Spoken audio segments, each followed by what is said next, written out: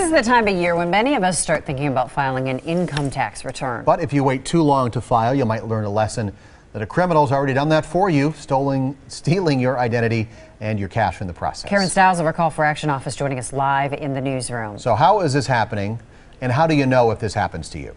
Well, Stephen Courtney, sometimes a criminal has your name and social security number and files a return with false information, including a different address, to get a big refund. Or someone might randomly use your social security number to get a job that results in the employer reporting that person's income to the IRS under your social security number.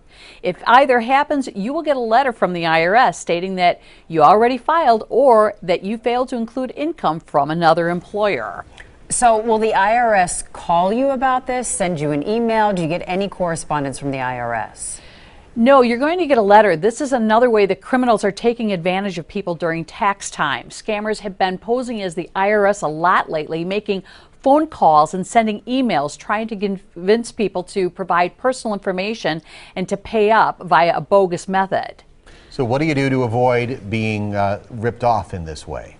Well, most importantly, guard your personal information and file your tax return early before a criminal has a chance to file a return using your good name. Check your credit report regularly to spot any potential problems that could ultimately lead to tax ID theft.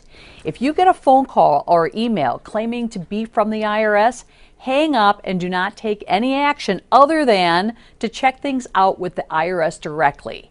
If you get a letter from the IRS, contact them immediately at the IRS Identity Protection Specialized Unit at 1-800-908-4990.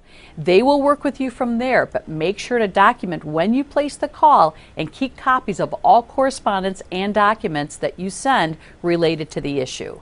Stephen Courtney, back to you. All right, Karen, thanks. Have a consumer problem, need some help? Call for Action's there for you. The number is 414-967-5495, or you can get help through the homepage at TMJ4.com.